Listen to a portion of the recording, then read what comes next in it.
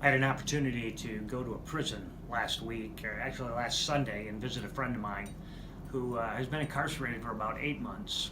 And as I sat in the visitor's room and talking with him, and there were about 12 other inmates and families there, right behind Kelly was a dad who was incarcerated, and his son was with him.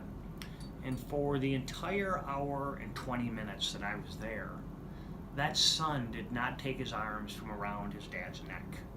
He held him and held him. The dad held him and patted his back and talked into his ear. That was the boy's father. That was that boy's sense of stability. And even though that man has done something that has caused him to be incarcerated, he did not stop being daddy to that little boy.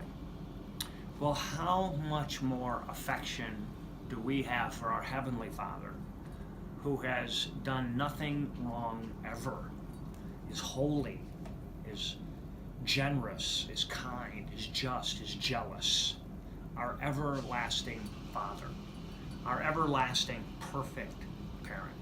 Well, we're going to talk about that this weekend as we keep journeying through Isaiah 9:6. We talk about the title of Jesus being the representation of the everlasting Father coming to us at Christmas, invading our world, leaving his place of safety to come to our place of chaos in order to bring us eternal stability, to bring us that sense that we can wrap our arms around his neck at any point in our life and find safety and comfort and connection and companionship. Our everlasting, eternal Daddy. Don't miss it.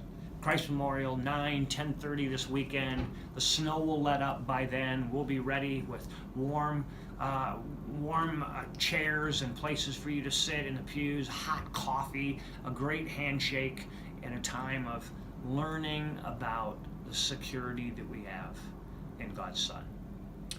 Invite your friends. It's Christmas. We know that 50% of people who don't attend church will come at Christmas if they're asked.